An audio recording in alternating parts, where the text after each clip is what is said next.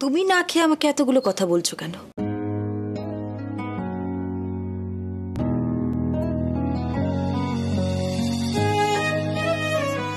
আমার খিদে নেই এখন, তাই আমি খাইনি, পরে খেয়ে নেবো। তুমি খেয়ে নাও। ভুল, তুমি খেতে পারছো না কারণ আমি এখনো না খেয়ে আছি, তাই জন্য।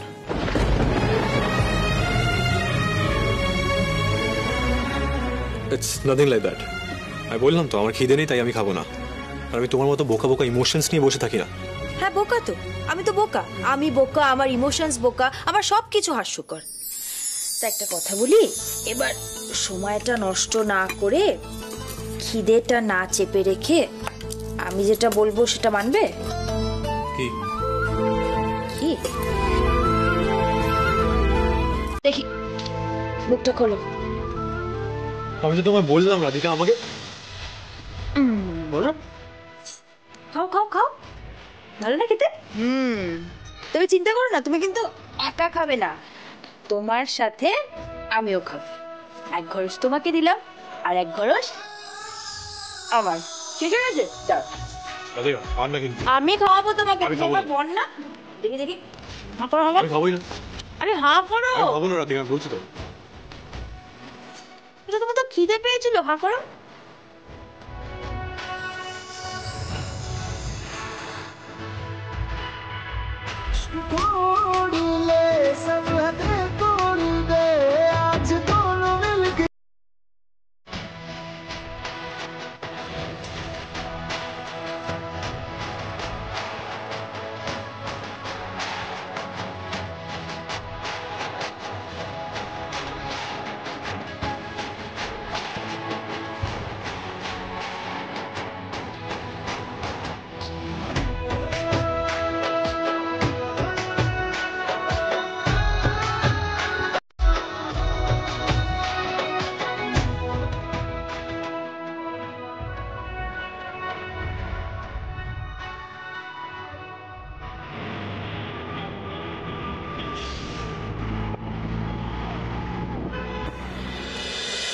বড়মা, তুমি কি লক্ষ্মী পূজার আয়োজন করছো? হ্যাঁ পায়েল, আজ যে গৃহস্থের ঘরে ঘরে কোজাগরি লক্ষ্মী পুজো হবে। আমরা মায়ের আরাধনা করব, মা যেন আমাদের ঘরে স্থিত হন।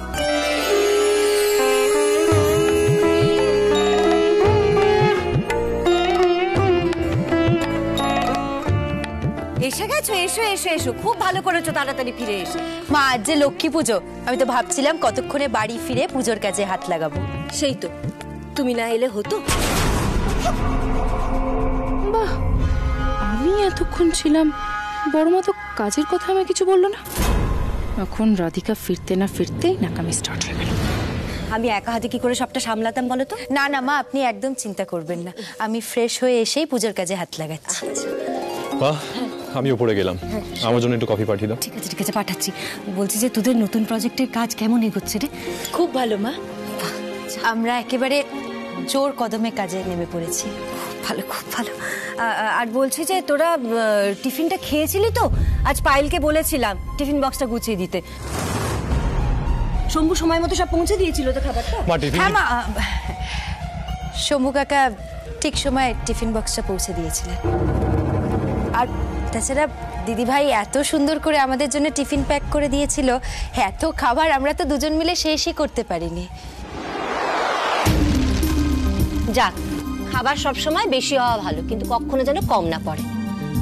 আর এই যে রাধিকা, তুমি যে সকাল সকাল না খেয়ে বেরিয়ে গেছিলে, আমি কিন্তু তোমার উপর খুব রেগে আছি। সরি মা, আর হবে না। মা, আমি উপরে গেলাম, কফি পাঠাচ্ছি।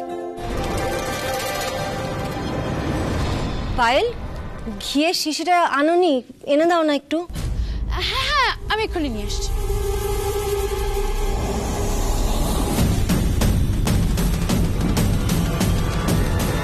দাঁড়াও দিদি।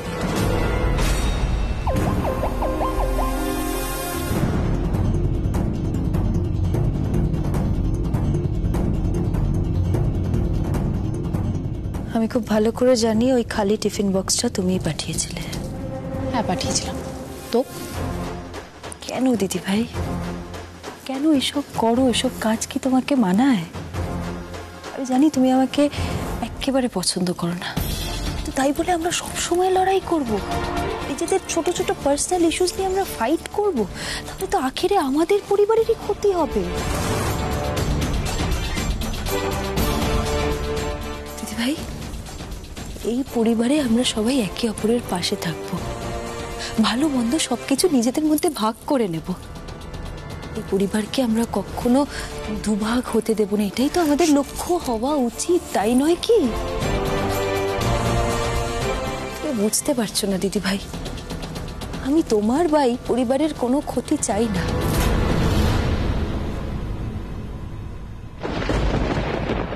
বিশ্বাস করো দিদি ভাই, আমি তোমার সাথে আলাদা করে শত্রুতায় যেতে চাই না।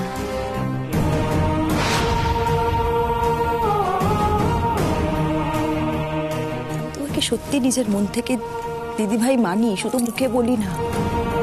তাহলে কি আমরা দুই যা বা দুই বোন মিলেমিশে থাকতে পারি না?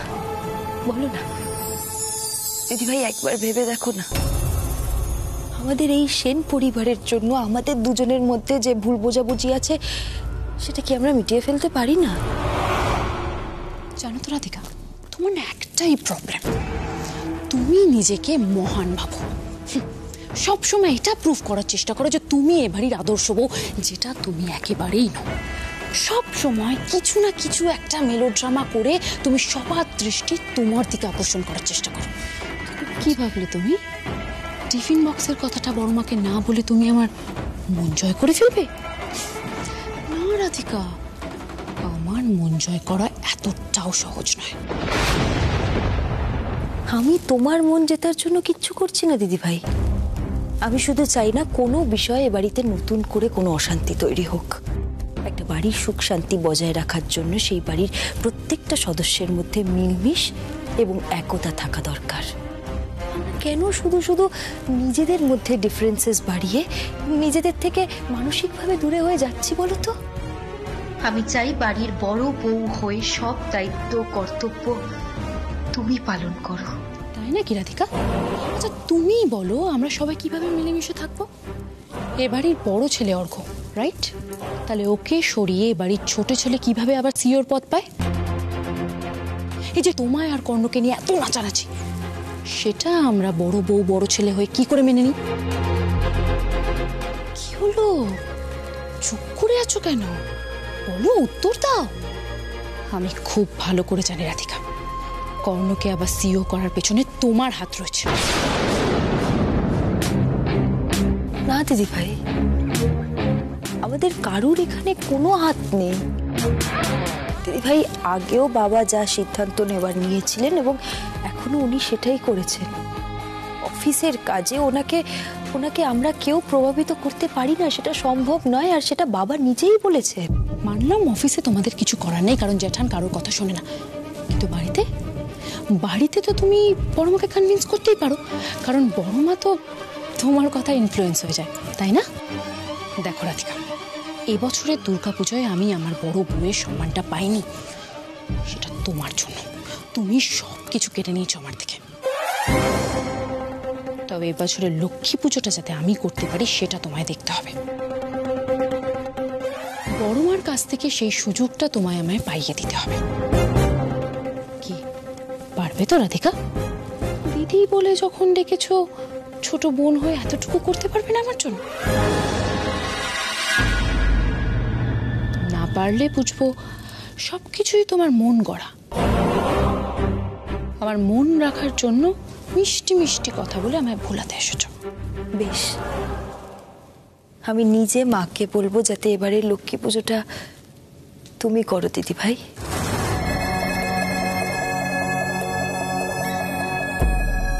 বাহ, খুব ভালো কথা। তাহলে আজ থেকে আমরা দুই বোনের মতোই থাকবো, আর কোনো চ্যালেঞ্জ নয়, শত্রুতাও নয়। কিন্তু কি জানো তো রাধিকা, একটা কথা, তুমি তো রোজ সকালে উঠে অফিসে বেরিয়ে যাবে, আমি বাড়িতে বসে খেটে খেটে মরব। সেটা কি হয় বলো? আর তুমি তো আমায় দিদি বলে রেখেছো, তুমিও নিশ্চয়ই চাইবে না আমি খেটে মরি, তাই না? আমি চাই তুমি অফিস আর বাড়ি দুটোই একসাথে সামলাও।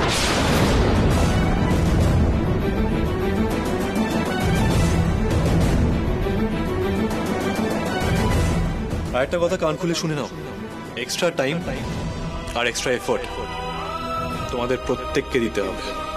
আর কারো যদি মনে হয় সে পারবে না, তাহলে সে ইন অ্যাডভান্স এই প্রজেক্ট থেকে বেরিয়ে যেতে পারে।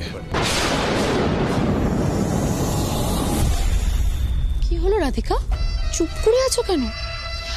আরে আমি জানি তুমি অফিস আর বাড়ি দুটো একসাথে সামলাতে পারবে না। নেভার মাইন্ড, সামলাবো দিদিভাই, আমি ঠিক ম্যানেজ করতে পারবো। অফিস আর বাড়ি আমি দুটোই ম্যানেজ করে নেব। সেন বাড়ির বউ হিসেবে ঘর সামলাবো, আর সেন ক্রিয়েশনের এমপ্লয়ি হিসেবে কাজও সামলাবো। ওয়াও, তোমার কনফিডেন্স দেখে আমি খুব খুশি হয়েছি। Wish you all the best. আমিও চাই তুমি বাড়ি আর অফিস দুটোই একসাথে সামলাও।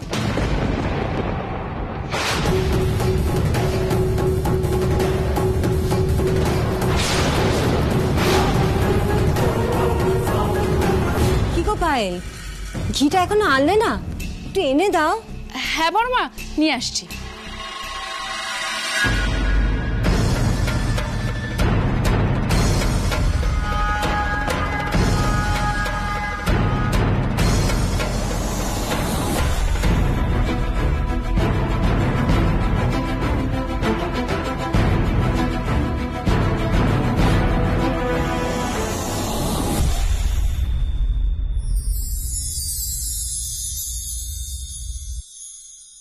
মা আসতে পারি?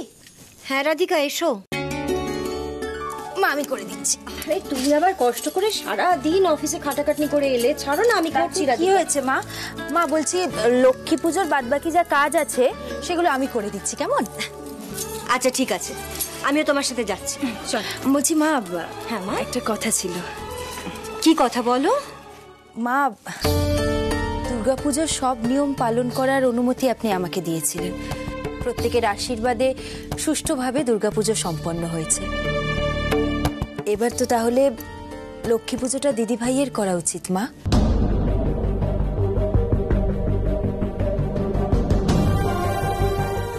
না মা, মানে দিদি ভাই তো এবাড়ির বড় বউ, তাই আপনার যদি অনুমতি থাকে আর কি। এখানেই তুমি সবার চেয়ে আলাদা রাধিকা। তুমি শুধু নিজের কথা ভাবো না, সকলের কথা ভাবো। একটা পরিবারকে ভালো রাখতে, সুখী রাখতে যা যা প্রয়োজন তুমি সবটা জানো। সবার মুখে হাসি ফোটানোর একটা অদ্ভুত ক্ষমতা আছে তোমার। আসলে মা, আমি চাই না কোনো কিছুই আমার একার হোক। সবাইকে একসাথে নিয়ে চলার যে আনন্দ, আমি ঠিক সেটাই চাই। আমার পরিবারের কেউ নিজেকে বঞ্চিত মনে করে, সেটা আমি কখনোই চাই না মা।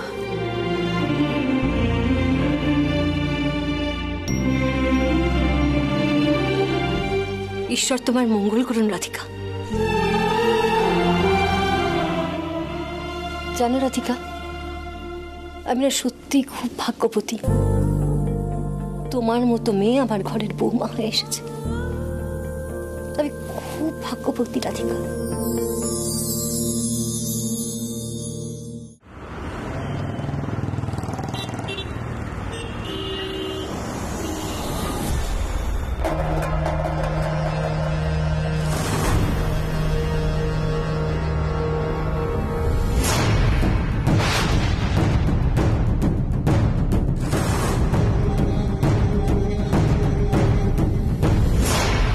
এই লক্ষ্মী পুজোর অধিকার তো তুমি আমায় পাইয়ে দেবে, সেটা আমি জানি রাধিকা। শুধু পুজোর অধিকার নয়, অফিসের প্রজেক্টও তোমাদের থেকে আমি ছিনিয়ে নেবই। সবকিছুর ওপর অধিকার থাকবে কেবল আমার আর অর্ঘর। তোমায় আর কর্ণকে সমস্ত অধিকার, সমস্ত সুযোগ থেকে বঞ্চিত করবে এই পায়েল সেন। এবার শুধু তোমার পা পিছলানোর আর চিৎকারটা শোনার অপেক্ষা। এরপর কি করে তুমি অফিস আর বাড়ি একসাথে ম্যানেজ করো সেটাই দেখার। তোমার পতন এবার নিশ্চিত।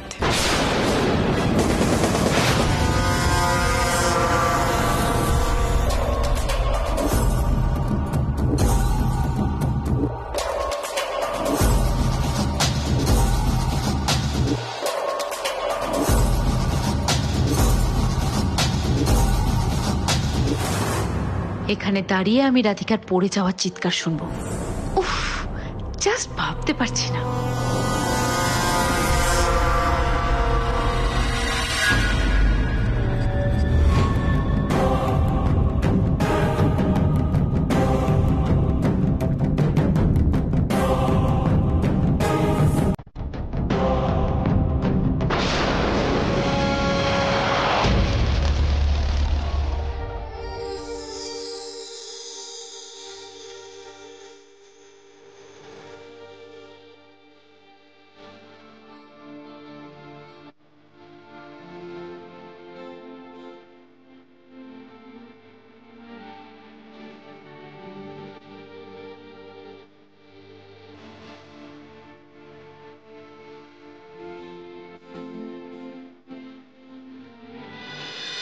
তোমার পায়ে কোনো প্রবলেম আছে? ঠিক করে হাঁটতে পারো কেন? দেখেছো তুমি আমাকে কতটা ভালোবাসো। আমি যখনই হোঁচট খাই আমাকে সামলানোর জন্য তুমি কিন্তু এগিয়ে আসো। সেরকম কিছুই নয়, তুমি পড়ে গেলে বাড়ির সবাই ব্যস্ত হয়ে যেত, ডক্টরকে কল করতে হতো, ঠিক আছে? পুজোটা নষ্ট হয়ে যেত।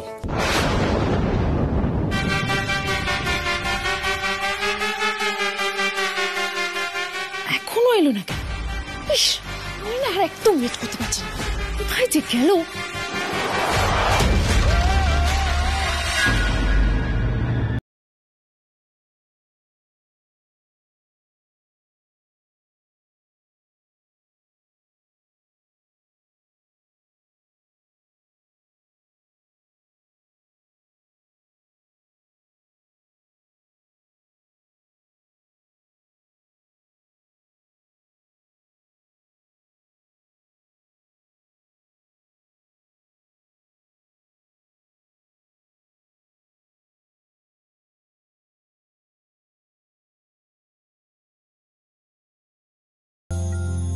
তুমি যতই আমার থেকে দূরে যেতে চাও না কেন, ঠাকুর ঠিক এইভাবেই আমাদের এক সূত্রে বেঁধে রাখবেন।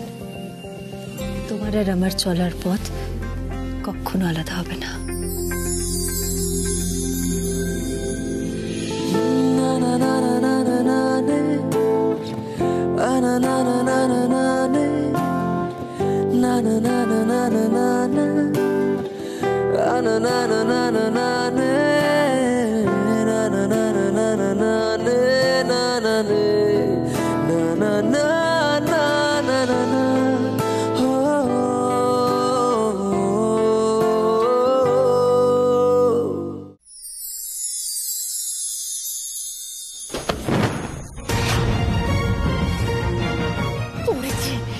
যাই দেখি।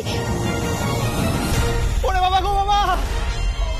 কি তুমি পড়ে গেলে কি করে? তুমি যে কি করো না? মা, পাটা ভেঙে গেছে মনে হচ্ছে।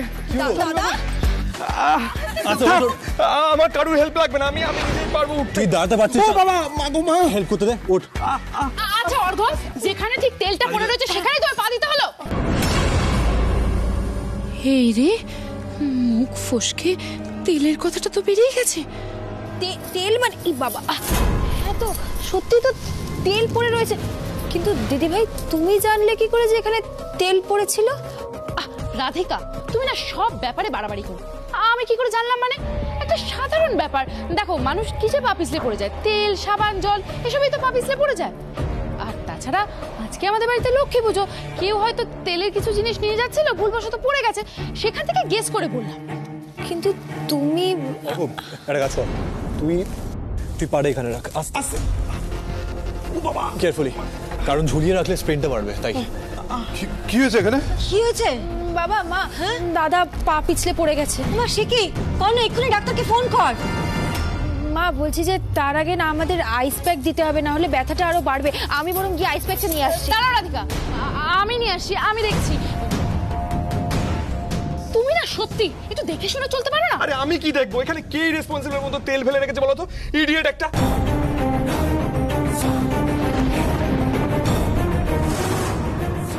সিঁড়িতে তেল ফেলেছে? এভাবে সিঁড়িতে তেল ফেলবে কে? রাধিকা। হ্যাঁ মা?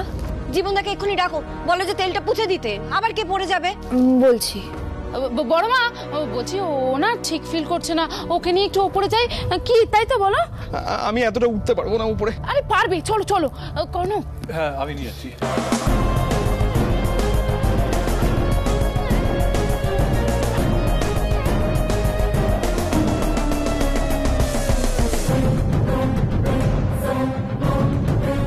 আস্তে আস্তে পা ফেলো, আস্তে। বাবা পুজোর দিনে। এই পায়েল শোনো। হ্যাঁ বড় মা। পায়েল, রাধিকা চেয়েছিল এবারে লক্ষ্মী পুজোটা তুমি করো, কিন্তু অর্ঘ্যর যা অবস্থা দেখছি তোমার এখন ওর সাথে থাকা দরকার। দেখো কিছুক্ষণের মধ্যেই লক্ষ্মী পুজো শুরু করতে হবে, তুমি টেনশন করো না, আমি আর রাধিকা ঠিক সামলে নেব। তোমার এখন অর্ঘ্যর সাথে থাকাটা অনেক বেশি জরুরি পায়েল। যাও, আর ডাক্তারকে ফোন করো, ব্যথাটা একদম বাড়তে দিও না, কেমন? যাও যাও যাও, রাধিকা চলো।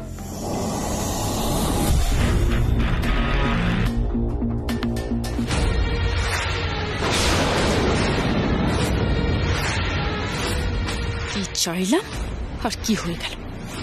কি করে রাধিকা বারবার বেঁচে যায় আমি সেটা বুঝি না।